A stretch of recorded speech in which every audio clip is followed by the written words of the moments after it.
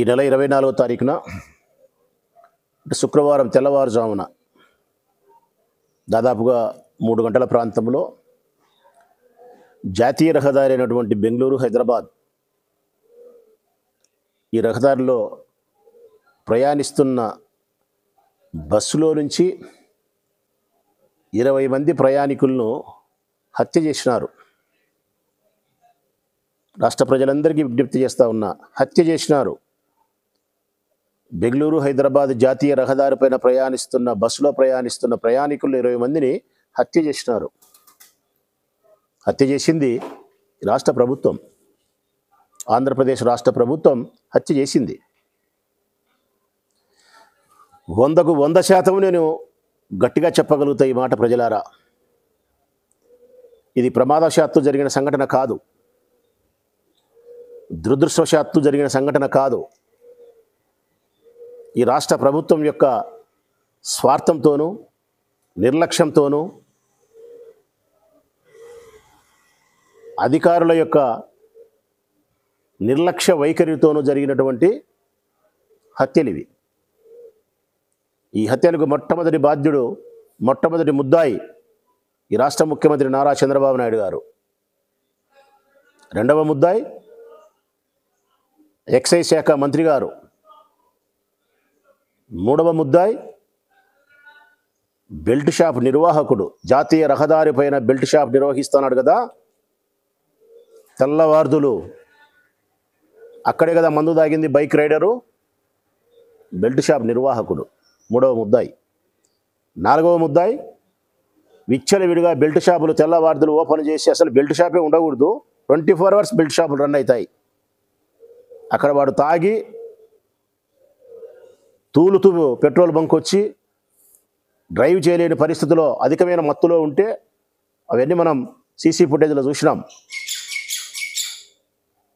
నాలుగవ ముద్దాయి 100కు 100% ఎక్సైజ్ అధికారులైతే, ఐదవ ముద్దాయి రవాణా శాఖ సంబంధించిన వాళ్ళు. ఆ బస్సుకు ఏ అనుమతులు లేవు, ఫిట్నెస్ సర్టిఫికేట్ అయిపోయి 3 నెలలు అయిపోయింది, మార్చికి అయిపోయిందంట.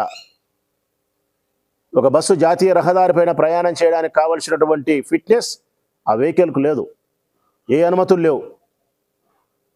అంటే అంత ఉదాసీనతగా నిర్లక్ష్యంగా ఉండారు. అది రాజకీయ ఒత్తిళ్లు కావచ్చు, లేకపోతే మామూలు కావచ్చు.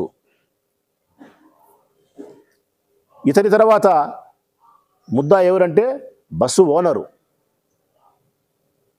డబ్బు సంపాదించుకునే వ్యామోహంలో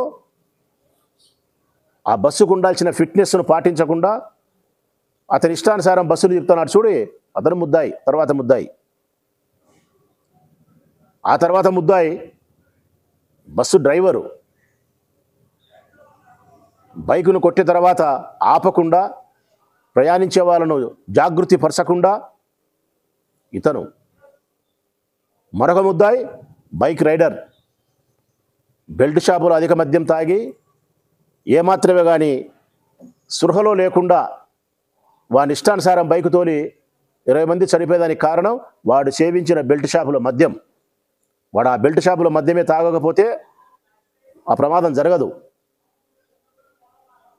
బస్సు డ్రైవరే గన ఆపి ఉంటే ఆ ప్రమాదం జరగదు. బస్సుకు ఫిట్నెస్ సర్టిఫికేట్ లేదని బస్సు ఓనర్ తిప్పకుండా ఉంటే ప్రమాదం జరగదు. బస్సుకు ఫిట్నెస్ సర్టిఫికేట్ లేదని రవాణా శాఖ వాళ్ళు అనుమతులు ఇవ్వకపోతే బస్సు జాతీయ రహదారిపైకి రాదు. ఎక్సైజ్ అధికారులు కన్నా బెల్ట్ షాపు లేకుండా చేసి ఉంటే ఈ ప్రమాదం జరగదు. బెల్ట్ షాప్ నిర్వాహకుడు తెల్లవార్దులు మందు అమ్మకుండా ఉంటే ఈ ప్రమాదం జరగదు. ఈ బెల్ట్ షాపులకు అనుమతి ఇచ్చినటువంటి వారు తెలుగుదేశం పార్టీ అనునీయులు డబ్బు సంపాదించుకునే దానికోసం విచ్చలవిడిగా 1,00,000 బెల్ట్ షాపులు ఆంధ్రప్రదేశ్ రాష్ట్రంలో పెట్టినారు చూడి.